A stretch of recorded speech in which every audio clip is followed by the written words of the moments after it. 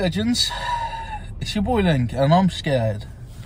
I've just been to the doctors because I've had some like pain in my stomach for a couple of days. Mainly today though, like the last 24 hours, and it's got kind of worse, and it's in the right hand side. And I phoned 111 because I was just a bit worried about it. They got me an emergency appointment at the GP, who's just basically had a little look at my stomach and my pulse and everything. Generally quite healthy, but my pain is exactly where my appendix is. So she has told me to go to not A&E, she's told me to go to the surgical assessment unit at the hospital straight away, so they can try and have a look and find out if it is my appendix, which has something wrong with it, potentially appendicitis, or is it just something minor. I have quite a high pain threshold, so I don't think I'm making as much fuss as some people would. But I'm actually a little bit scared. Like, genuinely, like, I don't know why I'm vlogging. Like, I kind of feel like this is something we should share together. Like, I like you guys to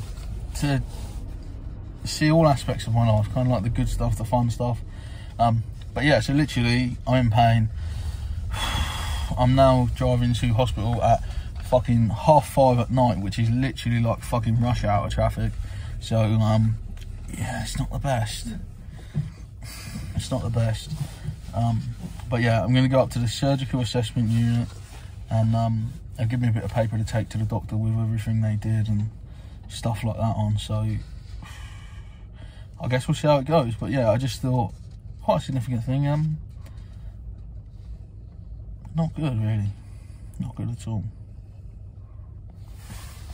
So we're a couple of minutes from the hospital now, and I'm so nervous. But I think the funny thing is, I kept telling myself like it's about to go away. I kept feeling like it'll go away in a minute, it'll go away in a minute. Yeah, I'm fine, it's going to go away. And now I'm like, shit, is there something really wrong that I nearly ignored? It is stress, but hopefully I'm okay and I don't need surgery or anything, because I've never had surgery, so I'm actually breaking it. So I'm now walking through the hospital trying to find it, and I'm very scared. So I've got to go wait in the waiting room now to be seen. And one of the legends saw me, so hi Clive. So it's Link from the future here, and spoiler, I didn't die. Well, at least not yet. At the time of filming, I want to just confirm, I don't want to jinx it. I'm not near any bloody wood, so I can't touch wood. That's some fake wood, so that counts surely, right? Yeah, so I stopped like pure vlogging at the hospital. I did still vlog a bit, but obviously it was very awkward. There's people in there having some really deep and scary conversations and stuff, and it was also night time at some of the time. So yeah, I'm just going to talk you through what happened now, so you can get a feel for it. But there's some nice pictures, and there is some little pretty B-roll, so there will be some visual pleasure as well as great, I was going to say auditory splendour, but I don't know if I'll quite live up to that. So I went to I keep saying I went to A&E, which I did not. I went to the surgical assessment unit, which my doctor told me to go to. She'd told him I was coming and stuff, so I had to go to reception and check in, but they'd already got all of her notes about me, and I had a bit of paper with them just in case as well, just to be extra safe, because my doctor is a legend. I don't know if she's a legend in the sense that she watches the channel. Like, I would like to think so, but she's a legend in the fact that she's a very good person. And I think it's important to speak up when people are wonderful. So yeah, shout out to my doctor. But yeah, so I get to, not A&E, I get to the surgical assessment unit, which is very similar to A&E in some ways. I'm chucked in this little waiting room. It's really busy. There's people that have been there literally for like 12 hours almost. And I wait 15 minutes. I get called through for a blood test. It's a bit weird because the person that does my blood test has a surgeon lanyard on. Like, you'd expect like a blood test to be like a nurse or maybe even like a HCA if they're qualified, but like my blood test was done by a surgeon. Like, I don't think I've ever had a blood test done by a doctor instead of a nurse. Like, I know it's a thing, but it's just not something that I'd ever experienced before. So that was a little bit strange to start with.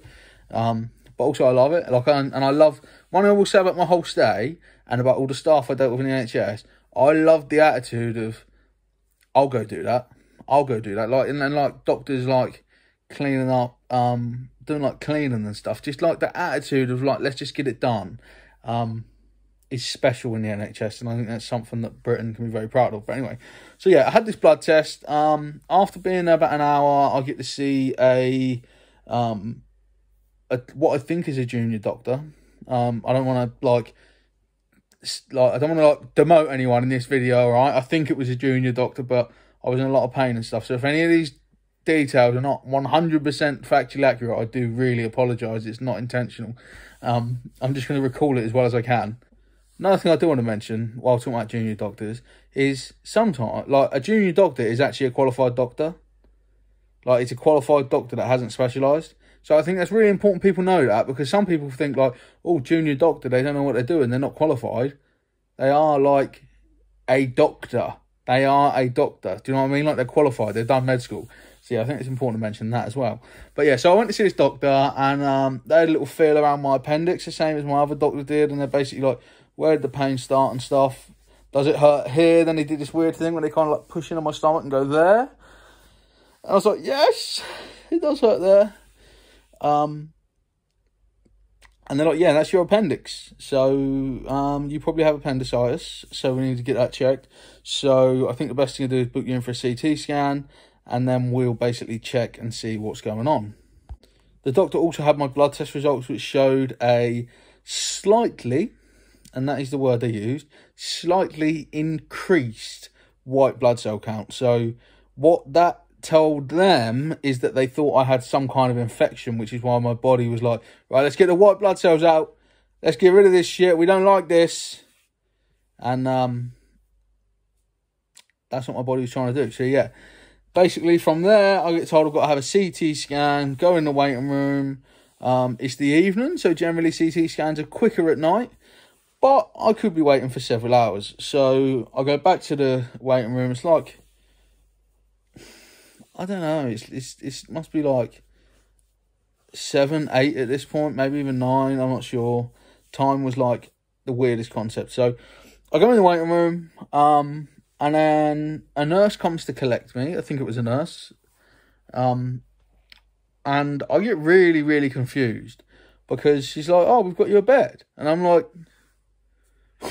what do you mean you've got me a bed? I thought I was having a scan. And I'm like scared, because I thought I was going for a scan. And she's like, I've got you a bed. And I'm like, why have I got a bed if I'm going for a scan? I don't get it. And she basically said, there's a chance we might not do your scan till about 5, 6 a.m. So we thought the best thing to do is chuck you in a bed. You know, we can get you on some antibiotics and stuff and just start treating it a little bit in the meantime with medicine, as opposed to you just sat in a waiting room, uncomfortable, can't relax, can't sleep, can't rest, probably sort of making the issue worse. So I kind of like then have to say bye to Amy, right? Which obviously that's like a little bit of stress, saying bye to Amy, you know, because I thought she was going to be there, like maybe to come down with me to the scan, maybe to be there when I got the results of the scan. Because as well, like, one thing I want to say is it's scary, because my dad thought he had appendicitis literally a couple of weeks ago. You know, you all know that he ended up in intensive care. He thought he had appendicitis, and he basically had a fucking scan. And once he had the scan, I think it was once he had the scan, they're like, oh no, you have a tumour. So it was fucking scary for me, because that was my experience literally weeks ago of someone that thought they had appendicitis. So I was fucking shitting myself, right? So Amy has to go, and I get put on a bed, and it's all right. It's a different experience. Really nice guy, fits a cannula. The nurses are lovely. Everyone that comes to see me is lovely. They put me on like an IV drip with like fluids. They gave me some antibiotics. And, God, there's all sorts of noises, though. There's people having stuff that just... Like, honestly, there's people having, like, catheters fitted and stuff, and honestly, the pain they're in, you can hear it in their voice. It's like being sat in the middle of The Walking Dead or something. That's the only way I can describe it. Like, it's the only thing in my mind that replicates, like, the horror that I was hearing. Like in The Walking Dead, when they have to cut someone's arm off, that's what it sounded like when one of these people was having a catheter fitted. But I don't blame them, because that's not something that I would want to have done. So yeah, I'm there probably maybe 2 hours. I've not got anywhere near going to sleep yet, because I'm scared, I'm stressed. There's all sorts of weird noises. There's people running around, obviously nurses doing their job, like going back and forth. So yeah, I couldn't relax enough to sleep. And a porter comes up and says, "Oh, Mr. Gooding, we're taking you for a CT scan." So they take me down. They do the scan. Now, that was an experience in itself. Now, I couldn't obviously vlog inside the CT scan, because you can't take, like, your phone in or anything, yeah? But I'll chuck a picture on the screen of what a CT scanner looks like. And the weird thing here is you get injected with this, like, dye stuff that basically helps them to image your body, I think. I don't know how it works, but I think the CT scan uses magnets or something. Honestly, I'm not like an astrophysicist. Yeah, so you get injected with this dye through your cannula. And I keep having to make sure I am saying cannula, because sometimes I accidentally say catheter instead of cannula. I did not have a catheter, right? I had a cannula. And yeah, basically, the dye, like, the radiographer, I think is what they're called, was like, "Oh yeah, it might feel like you're wetting yourself, or you're about to wet yourself, but don't worry, like, you're not, I promise." And I was like, okay, that's something new. So, you know, you lay on this bed and you have to put your arms up in the air like this, like holding the tube kind of thing. But you've got to have your arms, like, thin enough that you can fit inside this bloody tube that you get sucked into.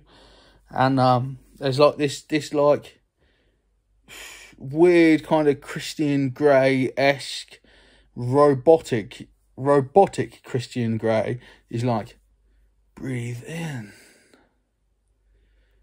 breathe out, as you're getting, like, slid in and out of this thing on like a weird sort of bed thing.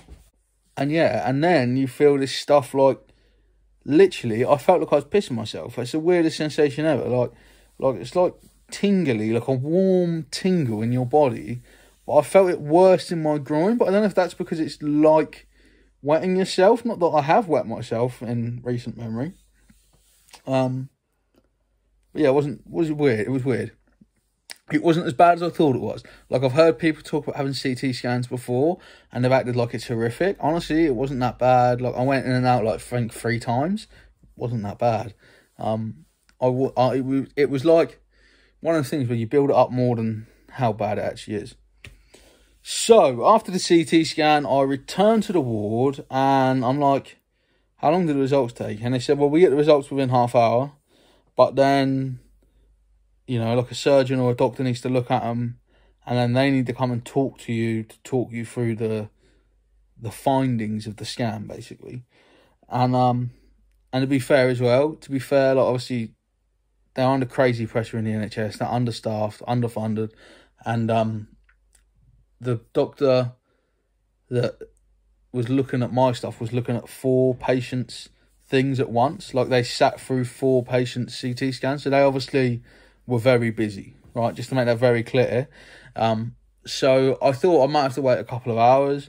I kept trying to get to sleep. I hadn't slept at all about 3 a.m. I'm sat there. I'm just like, honestly, I'm just getting sick of my life at this point. I can't sleep. There's all these weird noises. I've now been told I can't drink in case I go for surgery, so I can't, like, even drink anymore. I have got an IV drip, so, like, I'm okay. Like, I'm not dehydrating or anything. But, like, you know me, like, if you tell me I can't do something, you just make me want to do it. And that's what it was a little bit like with the whole water situation. Like, you tell me I can't have water, then I wanted to have water. So anyway, I'm sat there, and after a little while, after a few hours, I managed to get a stuttery sleep. And I mean a very, very stuttery sleep. Like, like 15 minutes here, 20 minutes there, in and out of sleep, and you know, you're getting woken up by pain, but you're also getting woken up by people screaming. You're getting woken up by nurses coming to take your blood pressure, coming to check your pulse, coming to give you, well, not coming to give you medicine that much, but maybe coming to change your IV and stuff. Little things keep waking up, which is, again, you know, like, they're looking after you, they're doing their job, I'm not complaining. But I didn't sleep great. So then at like, I think about 7 a.m, I have a surgeon basically come and talk to me about the CT scan results, and the CT scan shows I do have appendicitis. So it's weird, right? Because you find out you've got this illness, but I was like relieved because, you know, to quote my man Arnie, it's not a tumour. So I was actually glad. Like, I was like weirdly glad, like, that it's not a tumour, as Arnie would say. So yeah, it's like, I was relieved to find out appendicitis. It was probably a weird reaction. Then they talked to me about the operation, and they basically said that at that point they thought it was probably my best option. Am I happy to have the operation? And I was like, yeah, let's do it. Let's just get it out of me. They felt my appendix again, and the pain had dulled. Like, it had definitely dulled overnight, and I didn't have any painkillers. That's something else I want to mention. So when I spoke to 111 and when I spoke to my doctor, they said, don't take painkillers if you can cope with it, because feeling where the pain is and feeling the pain can really help them to know if it's ruptured, if it is appendicitis. So if you have appendicitis, if it ruptures, the pain normally just like disappears, but then the pain comes back and you can feel it like across your whole stomach instead of just to the right side. So they were basically saying, if I don't take painkillers, if I can manage without painkillers, it's better from that respect. But they were saying I could have them, like they were offering them to me, but I didn't need them. I was fine, all right? So yeah, speak to the surgeon. We basically agreed I'm going to have the surgery. It could be via keyhole. They're hoping to do it keyhole, but they did say sometimes they have to open people up. So they basically said, do you care if we have to do that? I'm like, nah. They said, do you care if you have to have a blood transfusion? I'm like, nah, honestly, I don't care. Just do whatever you have to do to get me out of this place. I don't care anymore. Like, just do it. But they did inform me at that point that I don't have to have the operation. Like, it's not like completely life and death, like, to have the operation at that point. But they explained to me that they could treat it with antibiotics, but it might come back.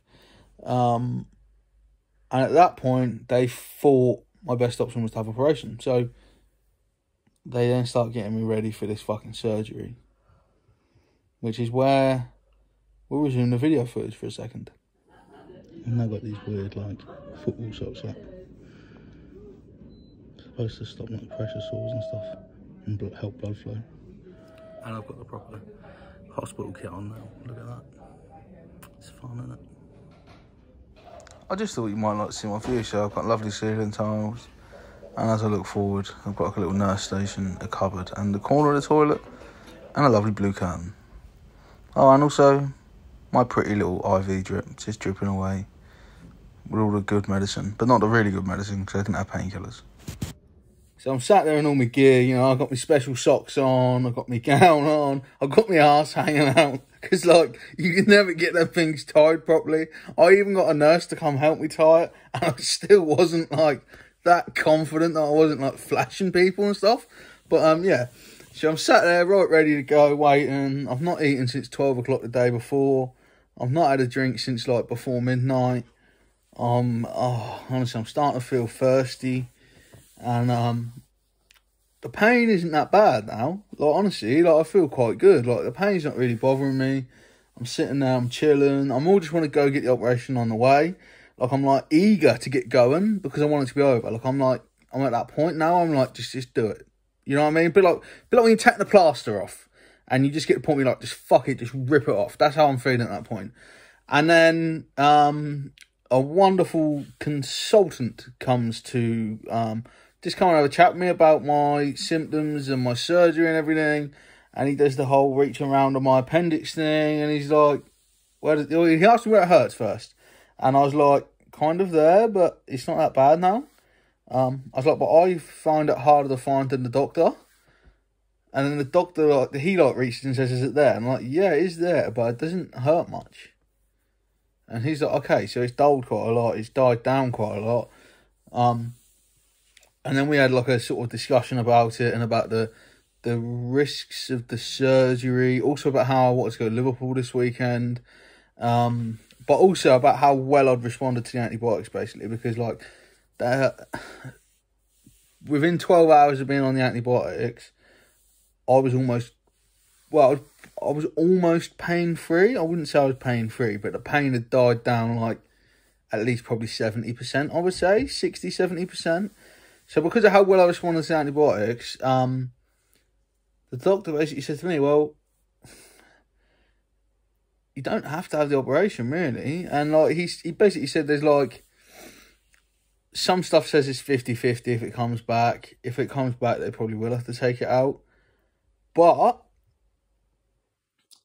if I don't have to have it out, I can definitely go to Liverpool. The antibiotics will treat it.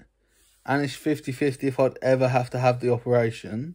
The doctor was confident that it wouldn't rupture as long as I take the antibiotics and I keep myself fairly well rested and I don't do anything stupid. Like, I don't like try to run a marathon or anything ridiculous. You know, I love to run marathons in my spare time, legends, you know what I mean? That's a hobby of mine.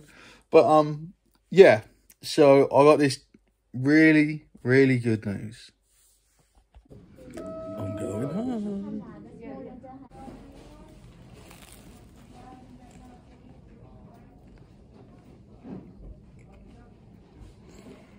I was getting changed back into my clothes so I could go home, and I got in a bit of a muddle because I got these tights on and I couldn't get them past this like ankle bracelet they put on me with my name, which I needed for surgery, but I wasn't sure if I was allowed to take it off yet, so I was getting in a right muddle trying to squeeze it off past it.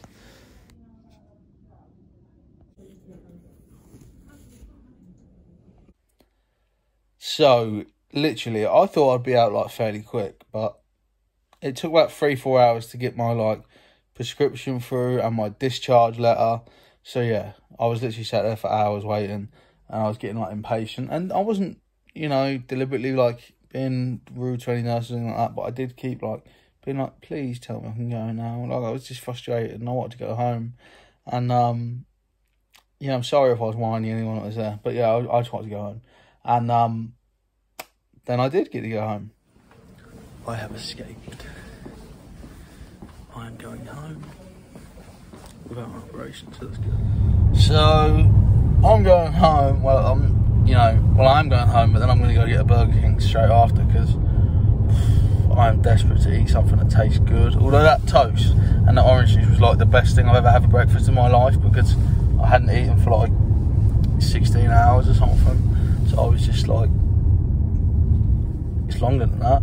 I hadn't eaten for like nearly probably 18 hours. But yeah, I was just starving. And yeah, so the plan is we're going to treat my appendicitis with Coramoxiclav, which is like a quite hardcore antibiotic, a huge tablet, which has got penicillin in and some other stuff. It's basically to try to get rid of the infection, so I don't have to have my appendix cut out, which does mean I should be able to go to Liverpool this weekend. Whereas if I had any sort of surgery, that was like a doubt. So hopefully Liverpool vlog is still on. And yeah, I'm okay. I'm not in too much pain or anything. Don't worry about me. I'll be fine. But I was quite scared when I thought I had to have an operation. I'm glad I haven't got to. There is like a chance it could come back. Like, but the surgeon I spoke to was like, if it was me, I'd go home, take the tablets and hope for the best. So I'm following his advice, and hopefully I feel better real soon. But I think it's a good message that if you do have something that's not normal, like, go get it checked, because honestly, like, I had this weird pain slightly to the right, and it just didn't feel right, and the pain wasn't like when you hear appendicitis and people talk about it, talk about bursting and stuff, you talk about like, mine didn't burst, mine didn't rupture, is the medical term, whatever. But you think about this screaming pain, but honestly, I wasn't in that much pain. I do have a high pain threshold, as we've sort of discussed before on the channel, I think. Yeah, I'm okay. I'm okay. I'm hopefully going to be okay. And thank you all for your kind messages and stuff. I love you all, and I will see you all real soon. I thought it's really important to end the video with like symptoms of appendicitis for anyone who's maybe worried they might have it or someone else might have it. I didn't have painful urination, but that's a symptom. I did have stomach pain in the lower right side, but like I said, it wasn't as bad as I thought. And I also had a tiny bit of constipation, but not overly bad. I had a very slight temperature, but not enough to be like medically classed as a fever. I was a little bit bloated, and I did have a little bit of a loss of appetite. And then there was also nausea, vomiting. I didn't have that, but I did play football the night before, and I wasn't myself.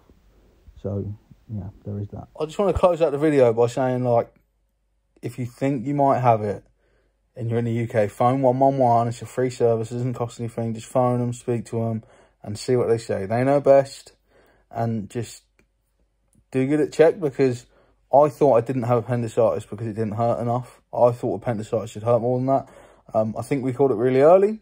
The doctors think we caught it really early, and that's why I only had to have tablets instead of surgery, probably. But that also should be a good sign for you, that if you think you might have it, go get checked. Because if you could get away with taking tablets for a week instead of having like your stomach cut open, that's a massive win, right? So yeah, definitely, if you think you've got it, get it checked. And also, like, it feels a little bit different to normal stomach pain. Like, it's like stomach cramps, but just a little bit different, and like kind of like feels like it's going from the center to the right and down. It's weird, but yeah, just speak to a medical professional if you need to. Definitely. All I have to say is, I've been Link, you've been my legends. Thank you for all your kind messages. Thank you for all your love. I love you all, and I will see you all real soon. Thanks so much for watching today, guys. If you've enjoyed that, you can click up here and you can watch another video of mine.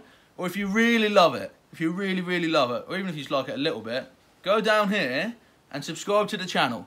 It means you'll never ever miss what is coming up real soon.